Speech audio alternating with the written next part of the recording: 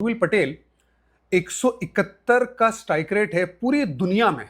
टी20 cricket में जिसने कम से कम 1000 रन बनाए, उन सारे खिलाड़ियों को अगर इकट्ठा किया जाए तो सबसे ऊपर स्ट्राइक रेट आती है इस बल्लेबाज की। उसको रिप्लेसमेंट एज ए प्लेयर लिया हुआ है और आज दिखाया उसने 31 रन की पारी में कि उसमें क्या काबिलियत है। बड़े शॉट लगा सकता है, फास्ट बॉलर स्पिनर को अच्छा लेग साइड पे खेल सकता है। आज जिस तरह की परफॉर्मेंस चेन्नई ने दी है, उस परफॉर्मेंस को देखने के बाद में एक चीज कहना गलत नहीं होगा कि हम तो डूबेंगे सनम, लेकिन तुमको भी नहीं बख्शेंगे, तुमको भी लेकर डूबेंगे।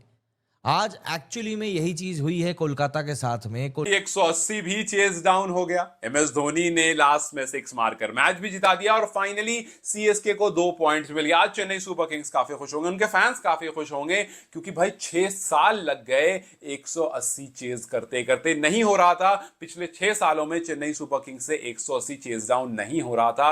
आज हार चुकी है केकेआर और इस हार के बाद नीचे सीएसके आरआर एसआरएच पे जो ई लगा हुआ है, एक वर्चुअल ई आप केकेआर पे भी लगा सकते हैं।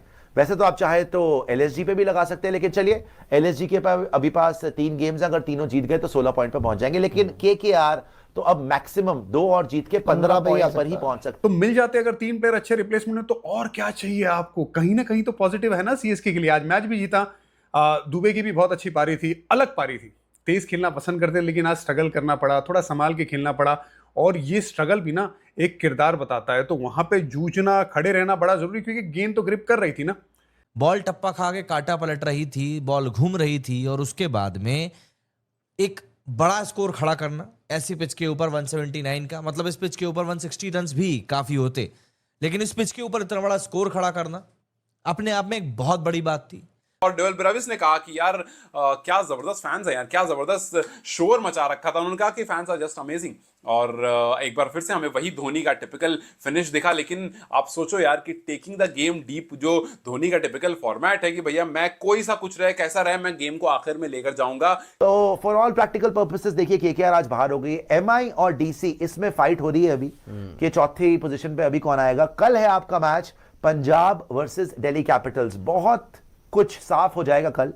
अगर कल का मैच पंजाब हार जाती है तो पंजाब और दिल्ली कैपिटल्स बराबर हो जाएंगे। 12 मैच, 7 जीत और 15 पॉइंट। जय हिंद दोस्तों आईपीएल में चेन्नई और कोलकाता के बीच मैच खेला गया।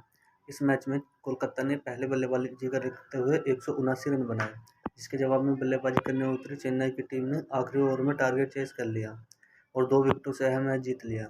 इस मैच में ब्रेविस और दुबे ने शानदार बल्लेबाजी की, जिसकी सभी लोग जमकर तारीफ कर रहे हैं। आइए देखते हैं इस पर बाकी लोग क्या बोल रहे हैं। सीएसके ये मैच जीता, लेकिन साथ ही में ना रिप्लेसमेंट लीग हो रही है, वो भी जीत गए।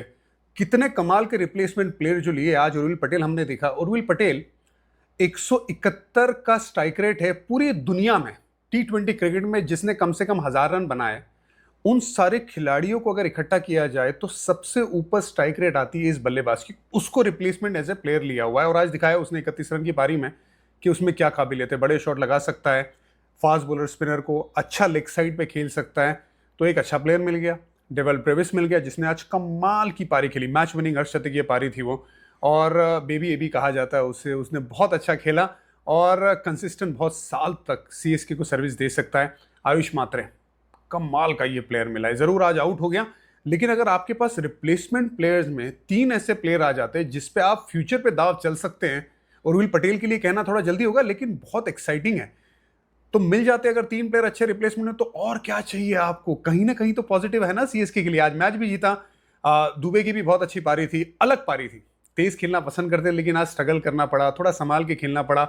और ये स्ट्रगल भी ना एक किरदार बताता है, तो वहां पे जूझना, खड़े रहना बड़ा जरूरी, क्योंकि गेंद तो ग्रिप कर रही थी ना।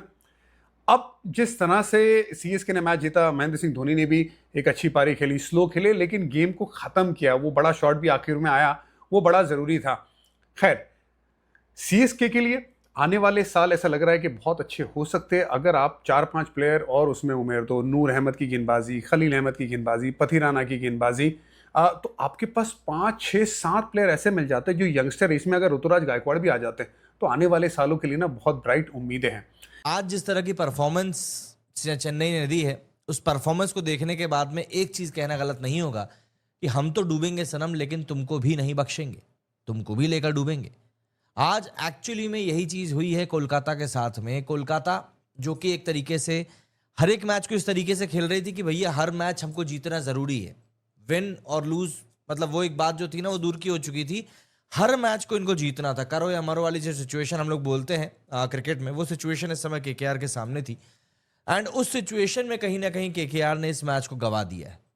और यकीन मानिए ये मैच केकेआर की गिरफ्त में था, क्योंकि जिस पिच के ऊपर इन लोगों ने आज ये 179 का स्कोर खड़ा किया था, बॉल टप्पा खा के काटा पलट रही थी, बॉल घूम रही थी, और उसके बाद में एक बड़ा स्कोर खड़ा करना ऐसी पिच के ऊपर 179 का, मतलब इस पिच के ऊपर 160 रन भी काफी होते, लेकिन इस पिच के ऊपर इतना बड़ा स्कोर खड़ा करना अपने आप में एक बहुत बड़ी बात थी।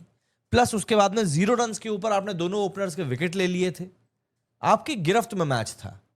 तो सवाल ये पूछा जाएगा कि भाई आखिर केकेआर के हाथ से ये मैच कहां फिसल गया। पावर प्ले के अंदर मुझे याद नहीं मैंने पिछली बार कब देखा था कि चेन्नई के जो थे मतलब 5 विकेट गिर गए, मेरे को याद नहीं है पिछली बार मैंने कब देखा था। बट लिटरली इस बात को समझना पड़ेगा कि केकेआर ने आखिर कहां पर क्या गलतियां कर दी, और ऐसा क्या हुआ कि ये जो एक टेक्निकली अगर हम बात करें, जीता हुआ मैच जो इनकी गिरफ्त में था वो मैच इनकी हाथ से निकल गया। ये देखिए एक फैक्ट और निकलकर सामने आया है, ये पहली बार हुआ 2019 के बाद से जब चेन्नई ने 180 से ज्यादा के टारगेट को चेज किया, और 2019 के बाद से ये पहली बार हुआ है। 180 भी चेज डाउन हो गया। एमएस धोनी ने लास्ट में 6 मारकर मैच भी जिता दिया और फाइनली सीएसके को 2 पॉइंट्स मिल गया। आज चेन्नई सुपर किंग्स काफी खुश होंगे, उनके फैंस काफी खुश होंगे, क्योंकि भाई 6 साल लग गए 180 चेज करते करते, नहीं हो रहा था। पिछले 6 सालों में चेन्नई सुपर किंग्स से 180 चेज डाउन नहीं हो रहा था। सुरेश रैना याद जरूर आ गए होंगे, बिकॉज वही थे उस टाइम पर लास्ट हुआ था, उसके बाद नहीं हुआ था। और आज अच्छी बात क्या रही कि भैया आपने अपने होम क्राउड के सामने होम ग्राउंड में इस मैच को जीत लिया। हाँ, अगर आपको लग रहा है कि ये होम ग्राउंड नहीं था तो आप गलत सोच रहे हो। भाई आज जिस तरह से भीड़ दिख रही थी ना, जिस तरह से येलो फ्लैग था, वो टिपिकल सीएसके वाली वाइब थी, ये कहीं और की नहीं थी। और एमएस धोनी ने कह भी दिया था शुरू में कि हाँ मैंने बहुत मैचेस खेले, मैं इस ग्राउंड को खूब अच्छे से जानता हूं, ये मेरे होम ग्राउंड जैसा ही है। तो भैया जब कप्तान ने कह दिया होम ग्राउंड तो भैया होम ग्राउंड हो गया। और जिस तरह से क्राउड था तो भाई साहब वो होम ग्राउंड था। और डेविल ब्रेविस ने कहा कि यार क्या जबरदस्त फैंस है यार, क्या जबरदस्त शोर मचा रखा था। उन्होंने कहा कि फैंस आर जस्ट अमेजिंग। और एक बार फिर से हमें वही धोनी का टिपिकल फिनिश दिखा। लेकिन आप सोचो यार कि टेकिंग द गेम डीप जो धोनी का टिपिकल फॉर्मेट है कि भैया मैं कोई सा कुछ रहे कैसा रहे, मैं गेम को आखिर में लेकर जाऊंगा। कितनी बार उसमें अनसक्सेसफुल भी हुए, लेकिन आपको कितना कॉन्फिडेंस चाहिए अपने अंदर कि यार लेके तो वहीं जाऊंगा। देखो विराट कोहली ने एक बार कहा था कि एमएस का सीन क्या है ना, आप कुछ भी उनको कैसा भी टारगेट दे दो, कोई सा फॉर्मेट उठा के दे दो, उनका एक अपना फॉर्मेट है, उनका एक अपना हिसाब किताब है कि भैया मैं लास्ट में ही जाकर के जीतूंगा। और उनका वो स्टाइल है। उन्होंने कहा कि मैं खुद कोशिश ये करता हूं कि मैं लास्ट ओवर तक लेकर ना जाऊं, मुझे डर लगता है, बट एमएस को कॉन्फिडेंस चीज में। और आप देखो रिसेंट टाइम्स में यश दयाल का इंसिडेंट, लास्ट ओवर में मैच नहीं जीता पाए, बट काफी बार उससे बहुत ज्यादा नंबर्स बार वो जिताकर आ चुके हैं। और वही उनका जो कॉन्फिडेंस आज एक बार फिर काम आया। आज हार चुकी है केकेआर, और इस हार के बाद नीचे सीएसके आरआर एसआरएच पे जो ई लगा हुआ है, एक वर्चुअल ई आप केकेआर पे भी लगा सकते हैं। वैसे तो आप चाहे तो एलएसजी पे भी लगा सकते हैं, लेकिन चलिए एलएसजी के पास अभी 3 गेम्स, अगर तीनों जीत गए तो 16 पॉइंट पे पहुंच जाएंगे। लेकिन केकेआर तो अब मैक्सिमम 2 और जीत के 15 पॉइंट पर ही पहुंच सकती है। ऊपर से जीटी के पास 16 पॉइंट है, आरसीबी के पास 16 पॉइंट है, और सिर्फ 16 पॉइंट नहीं है, 3 गेम्स भी और हैं, तो ये 16 से 18 तो जाएंगे मिनिमम। तो जीटी आरसीबी ये तो थ्रू है। पंजाब के पास 15 पॉइंट है, 3 गेम है, 17 पे जाएंगे मिनिमम। एमआई के पास 2 गेम्स हैं, 14 पॉइंट पे ऑलरेडी हैं, एक भी जीतते 16 हो जाता है। डीसी के पास 3 गेम्स हैं, एक भी जीतते 15 हो जाता है। सो ना ही सिर्फ KKR has to make sure कि दोनों मैचेस जीते, उसके बावजूद भी वो शायद जा ना पाए बिकॉज उनकी नेट रन रेट भी कम है। तो फॉर ऑल प्रैक्टिकल पर्पसेस देखिए केकेआर आज बाहर हो गई। एमआई और डीसी इसमें फाइट हो रही है अभी कि चौथी पोजीशन पे अभी कौन आएगा। कल है आपका match Punjab versus Delhi Capitals. बहुत कुछ साफ हो जाएगा कल। अगर कल का मैच पंजाब हार जाती है तो पंजाब और दिल्ली कैपिटल्स बराबर हो जाएंगे, 12 मैच 7 जीत और 15 पॉइंट्स। और दिल्ली कैपिटल्स और पंजाब की नेट रन रेट अगर आप देखेंगे बड़ी क्लोज है, तो डीसी ऊपर आ जाएगी, पंजाब नीचे हो जाएगी। मगर अगर कल पंजाब जीत जाती है, number 1 on the points table, 12 match में 8 जीत हो जाएगी, 17 पॉइंट हो जाएंगे। और वो जो बारिश का पॉइंट था ना जो कट गया, जो 200 बनाया था केकेआर के अगेंस्ट, वो उनको याद आएगा कि यार ये हम अगर जीत जाते हैं वो मैच तो 18 पॉइंट होता है, बट नेवरदलेस कम से कम नंबर 1 पे पहुंच जाएंगे। तो दोस्तों देखा आपने, चेन्नई की इस जीत पर सभी लोग क्या कर बोल रहे हैं। दोस्तों अगर वीडियो अच्छी लगी हो तो वीडियो को लाइक और चैनल को सब्सक्राइब जरूर करना, और साथ ही चेन्नई की इस जीत पर आपका क्या रिएक्शन है कमेंट बॉक्स में कमेंट करके बताना।